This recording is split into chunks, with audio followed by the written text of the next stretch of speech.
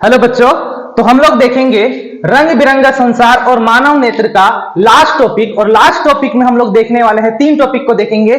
प्रकाश का प्रकीर्णन, कोलाइड और टिंडल प्रभाव क्या होता है। तो चलिए हम लोग एक एक करके समझते हैं। प्रकाश का प्रकीर्णन क्या होता है, कोलाइड क्या होता है और टिंडल प्रभाव क्या होता है। तो सबसे पहले हम लोग देखेंगे और समझेंगे प्रकाश का प्रकीर्णन क्या होता है और प्रकाश की प्रकीर्णन कौन सा घटना को हम लोग प्रकाश का प्रकीर्णन कहते हैं। तो ऐसा सोचो कि यदि हम किसी प्रकाश की बीम है ना, प्रकाश का पुंज किसी ठोस पदार्थ या किसी ठोस कण में टकराए तब क्या होगा। तो यदि कोई भी प्रकाश का पुंज या प्रकाश की किरण किसी ठोस कण या ठोस पदार्थ में टकराती है तो प्रकाश का जो किरण होता है वो ठोस पदार्थ के चारों ओर फैल जाती है और इसी घटना को प्रकाश का प्रकीर्णन कहते हैं। तो ऐसा समझ सकते हैं कि ये प्रकाश की किरण है ना, प्रकाश की किरण है। और प्रकाश की किरण जब किसी भी ठोस कण से यदि टकराती है तो प्रकाश का जो किरण होता है वो ठोस कणों के चारों ओर फैल जाता है और ये फैलने का जो घटना है इसी घटना को हम लोग बोलते हैं प्रकाश का प्रकीर्णन। तो प्रकाश का प्रकीर्णन तो एक शब्द है, लेकिन हमें याद रखना है घटना कि कौन सा घटना को हम लोग प्रकाश का प्रकीर्णन बोलते हैं। तो ठोस पदार्थ के कण या ठोस पदार्थ में प्रकाश की किरण जब टकराती है, प्रकाश की किरण वितरित हो जाती है, इसी घटना को हम लोग बोलते हैं प्रकाश का प्रकीर्णन बोलते हैं। तो जब आप देखे होंगे, ये उदाहरण हम लोग काफी सारा देख सकते हैं कि जब हम अंधेरा रूम होता है, बहुत पूरा अंधेरा रूम है और यदि हम टॉर्च को मारते हैं तो क्या टॉर्च का लाइट सीधी जाती है, लेकिन जो प्रकाश है वो पूरे रूम में फैल जाती है। आखिर ऐसा होता क्यों है? क्योंकि जो रूम में या कमरा में जो कण होंगे, ठोस कण होंगे, उनके द्वारा प्रकाश की किरण को प्रकीर्णन कर दिया जाता है, फैला दिया जाता है। तो यदि हम टॉर्च मारेंगे उसका लाइट सीधे जाता है, लेकिन फिर भी पूरे रूम में लाइट फैल जाता है, प्रकाश फैल जाता है और इसी घटना को हम बोलेंगे प्रकाश का प्रकीर्णन। अब अगला टॉपिक है हमारा कोलाइड। क्या है? कोलाइड। कोलाइड किसको बोलते हैं? कोलाइड बोले या फिर हम बोल सकते हैं कोलाइड कण, है ना, कोलाइड कण भी बोल सकते हैं, या कोई माध्यम बोले या फिर कोई विलयन बोले, है ना, ऐसा समझ सकते हैं कि कोई भी माध्यम बोले या कोई भी विलयन। उसमें जो माध्यम में निलंबित कण होते हैं, निलंबित कण का मतलब होता है वैसे कण जो माध्यम में घुला हुआ नहीं होता है ना, कंप्लीटली घुला हुआ नहीं होता है, वो निलंबित होता है और उसी कण को हम लोग बोलते हैं कोलाइड कण। क्या बोलते हैं? कोलाइड कण। ऐसे समझ सकते हैं कि हवा है ना, हवा में बहुत सारे धूल कण होते हैं, धूल के कण होते हैं। वे कण को हम लोग तब देख सकते हैं जब हम लोग प्रकाश का पुंज को डालेंगे तो क्या है, वो प्रशस्त हो जाता है और दिख जाता है घूमते हुए।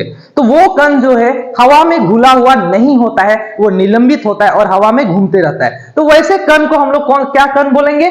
कोलाइड कण बोलेंगे। दूसरा एग्जाम्पल हमारे पास है, हम बोल सकते हैं कि आटा और पानी, है ना, आटा और पानी को यदि हम लोग घोल दे तो आटा का जो कण होता है वो पानी में घुलता नहीं है, हमें लग जाता है घुल जाता है, लेकिन घुलता नहीं है, क्योंकि जब उसको हम लोग अस्थिर छोड़ देंगे तो आटा का कण नीचे बैठ जाएगा, है ना, और पानी ऊपर आ जाएगा, है ना। तो किसी भी विलयन में, है ना, जो विलेय कण होते हैं यदि वो निलंबित है, घुला हुआ नहीं है, उसी कण को हम लोग क्या बोलेंगे? कोलाइड कण बोलेंगे। उसी कण को कोलाइड कण बोल सकते हैं। किसी भी माध्यम में निलंबित कण को कोलाइड कहा जाता है और इस प्रकार का जो विलयन होता है उस विलयन को कोलाइडी विलयन बोला जाता है। वैसे विलयन जिसमें विलेय कण घुलता नहीं है, दिख जाता है, बस निलंबित रहता है, वैसे विलयन को हम लोग क्या बोलते हैं? कोलाइडी विलयन कहते हैं। अब अगला नेक्स्ट टॉपिक है टिंडल प्रभाव किसको बोलते हैं ना। तो ये दोनों, है ना, यदि ये दोनों घटना एक साथ हो जाए, कोलाइडी कण और प्रकाश का प्रकीर्णन, दोनों घटना एक साथ हो जाए, उसी को हम लोग बोलते हैं, क्या बोलेंगे? टिंडल प्रभाव बोलेंगे। अब मान के चलते हैं कि ये हमारा एक कोई कोलाइडी विलयन है, मान के चलते कोलाइडी विलयन है या कोलाइडी माध्यम है। तो इसमें जो कण होंगे ये निलंबित होंगे, पूर्ण रूप से तो घुले होंगे नहीं। तो पूर्ण रूप से जब घुले नहीं होंगे तो इसमें जब हम प्रकाश की किरण को टकराएंगे, है ना, प्रकाश की पुंज या प्रकाश की किरण को जब हम लोग टकराएंगे तो क्या होगा?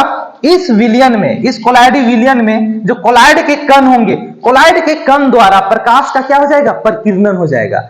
प्रकीर्णन होने से क्या हो जाएगा, प्रकाश का जो है रास्ता दिख जाएगा, है ना, यहां पर प्रकाश का रास्ता दिख जाएगा इस माध्यम में या फिर इस विलयन में, और इसी घटना को हम लोग बोलते हैं टिंडल प्रभाव। इसी प्रभाव या इसी घटना को हम लोग बोलते हैं टिंडल प्रभाव। तो हम लोग बोल सकते हैं किसी भी कोलाइडियल कण में, हम लोग बोल सकते हैं किसी कोलाइडी विलयन में कोलाइड के कण द्वारा, है ना, कोलाइड के कण द्वारा प्रकाश का प्रकीर्णन को ही हम लोग टिंडल प्रभाव बोलते हैं।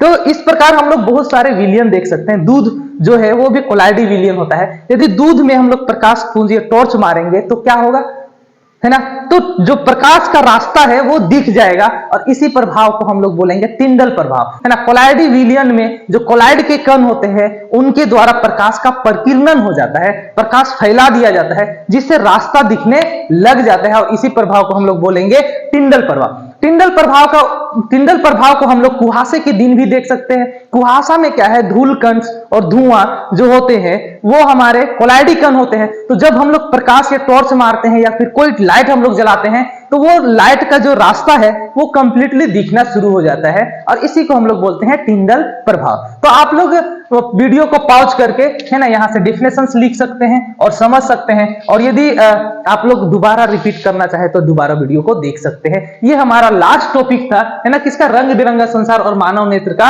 है ना, प्रकाश का प्रकीर्णन, कोलाइड और टिंडल प्रभाव। अब से हम लोग नेक्स्ट वीडियोज में नेक्स्ट चैप्टर को शुरुआत करेंगे।